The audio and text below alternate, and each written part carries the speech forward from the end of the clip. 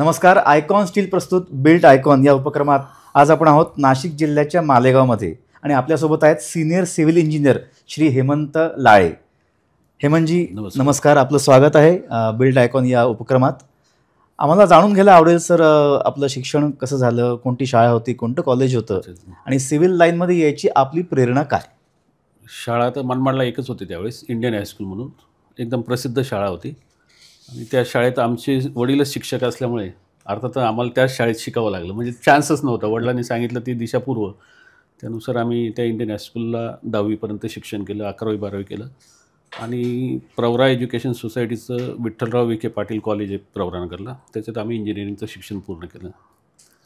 आणि आमच्या त्या एरियामध्ये बरेचसे त्यावेळेस सिव्हिल इंजिनियर होते जे डॅमवर वगैरे असे काम करायचे. ते पाहून मला पण थोडंसं उत्स्फूर्त वाटलं की आपणही कुठंतरी सिव्हिल इंजिनियर म्हणून डॅम वगैरेवर काम करावं असं.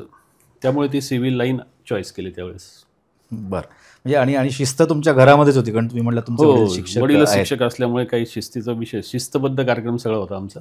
क्या बात आहे. म्हणजे तुम्ही आतापर्यंत किती प्रोजेक्ट केले आणि त्याच्यामध्ये शिस्तबद्धपणेच नक्कीच केले तुम्ही असणार? हो, सगळेच प्रोजेक्ट आम्ही एकदम म्हणजे आकड्यात सांगायचं तर किती तुम्ही प्रोजेक्ट आतापर्यंत केले? 300 ते 350 प्रोजेक्ट मी केले रेसिडेन्शियल. अरे वा. आणि कमर्शियल एक सगळ्यात लक्षात राहण्यासारखं माझ्या स्वतःच्या जागेवर मी बांधलं वरद संकुल म्हणून, मालेगाव चौफुल्याचा प्रोजेक्ट आहे. जवळजवळ 22-23 हजार स्क्वेअर फुटामध्ये प्रोजेक्ट आहे, कमर्शियल कॉम्प्लेक्स म्हणून. अच्छा सर, म्हणजे गेल्या 35 वर्षामध्ये तुम्ही 350 प्रोजेक्ट त्याच्याहून जास्त केलेत. तर सगळ्यात पहिला प्रोजेक्ट मिळवताना तुम्हाला काय अडचणी होत्या, तेव्हाच्या काय आठवणी सांगू शकाल? पहिला प्रोजेक्ट म्हणजे त्यावेळेस मी काम करत असताना माझे एक मित्र होते, ते बांधकाम सभापती होते नगरपालिकेत.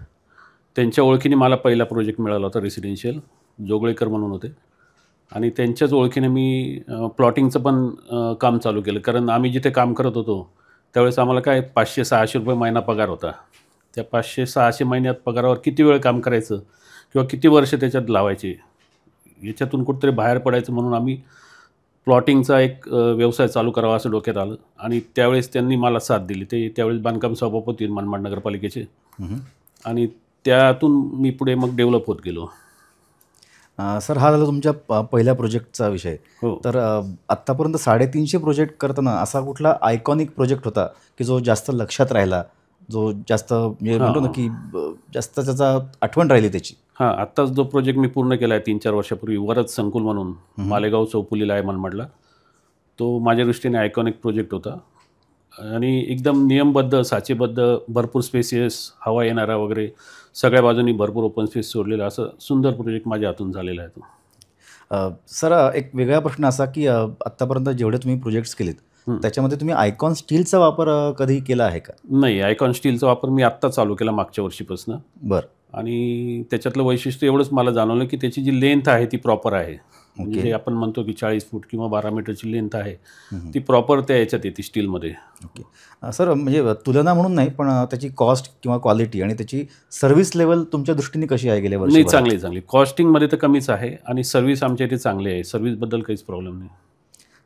सर, हे झालं आता मटेरियलबद्दल.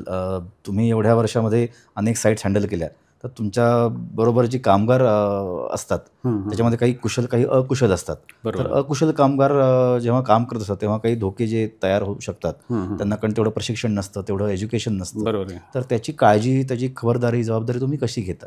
नाही, पहिल्यांदा मुळात आपण त्यांना जे काही शेड त्यांच्यासाठी उपलब्ध करून देतो, साईटवरच त्यांना बांधकामाचे शेड उपलब्ध करून देतो. त्यांना लागणारे जे काय आहे, समजा हँडक्लोज आहे, गमबूट आहे, हे आपण त्यांना उपलब्ध करून देत असतो. सर, आता एवढ्या वर्षांच्या अनुभवावर तुमचं पुढचं विजन काय आहे की नाशिक जिल्ह्याचा म्हणा किंवा मालेगावचा, मनमाडचा, आजूबाजूच्या एरियाचा विकास अजून कसा व्हावा असं तुम्हाला वाटतं? आता मनमाडचं तर असं आहे की मनमाडला आत्ताच आमच्याकडे पाणी योजना मंजूर झालेली आहे की जी आता परिस्थिती मनमाडची की 15 दिवसांनी एकदा पाणी येतं आमच्याकडे. त्याच्यामुळे मनमाडचा विकास जवळजवळ थांबलेला होता.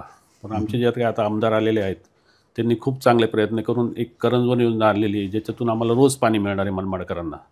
आणि ते खूप मोठं अचिव्हमेंट राहणार आहे मनमाडकरांसाठी, कारण एवढ्या वर्षापासून मनमाडकर फक्त पाणीच करत आहे आणि त्याच बेसवर इलेक्शन निवडले जात होते. आत्ता जे काही त्यांनी योजना आणली त्याच्याबरोबर त्यांनी MIDC पण मंजूर करून आणली मनमाडला. तर आता ह्या पाणी आणि MIDCमुळे मनमाडची डेव्हलपमेंट निश्चित चांगली होणार आहे, कारण मनमाड सेंटर प्लेस आहे. चारही बाजूनी त्याला रस्ते आहे, रेल्वेचं मोठं प्रोजेक्ट आहे, FCI सारखं गोडाऊन आहे, नंतर सगळ्या ऑइल कंपन्या मनमाडला आहे. त्याच्यामुळे निश्चितच मनमाडचं भविष्य चांगलं आहे. सर मग या अनुषंगाने म्हणजे शासनासाठी तुमचे काही विचार आहेत, काही सल्ला आहे, काही संदेश आहे की जेणेकरून प्रगती अजून लवकर होऊ शकते, चांगली होऊ हेच शकते? मग आता ही जी योजना आहे ही लवकर कार्यान्वित झाली पाहिजे. ही कार्यान्वित झाल्यानंतर मनमाड तालुका हा एक मोठा प्रश्न पेंडिंग आहे बऱ्याच वर्षाचा. तो जर प्रश्न सुटला तर मनमाडला सगळं तहसील कार्यालय येईल. त्या अनुषंगाने बाहेरचे लोक मनमाडला येतील. आज काय होतं, मनमाडची लोक व्यवसायासाठी, शिक्षणासाठी नाशिकसारख्या ठिकाणी जात आहेत. ते बंद होऊन मनमाडकडे लोकांचा ओढा आला पाहिजे. तर ह्या सगळ्या गोष्टी जर कंप्लाय झाल्या तर मनमाडकडे येण्याचा ओघ वाढेल लोकांचा आणि त्या दृष्टीने डेव्हलपमेंट वाढेल.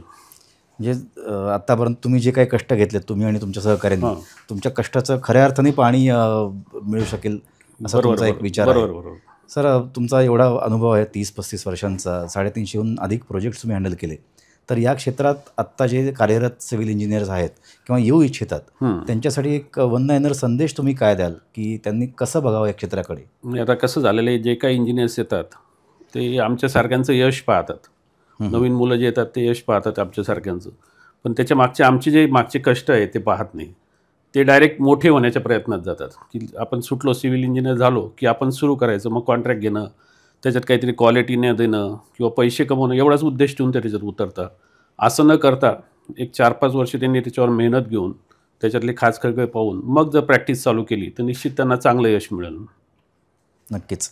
म्हणजे हेमंतजींचा एक छान याच्यात विचार आहे की आत्ताचं एक फास्ट ट्रॅकचं जग आहे किंवा फास्ट फूडचं जग आहे. सगळ्या गोष्टी आपल्याला क्विक हव्यात. पण असं न करता, शॉर्टकट्स न वापरता अभ्यासपूर्वक जर का तुम्ही या क्षेत्रामध्ये उतरलात, सगळा विचार करून उतरलात तर तुम्ही नक्कीच यशस्वी व्हाल. हा त्यांचा एक छान संदेश आहे आपल्या मित्रांसाठी. हेमंतजी, आपण वेळात वेळ काढून आज या बिल्ड आयकॉन उपक्रमात उपस्थित राहिलात, त्याबद्दल अनेक अनेक धन्यवाद.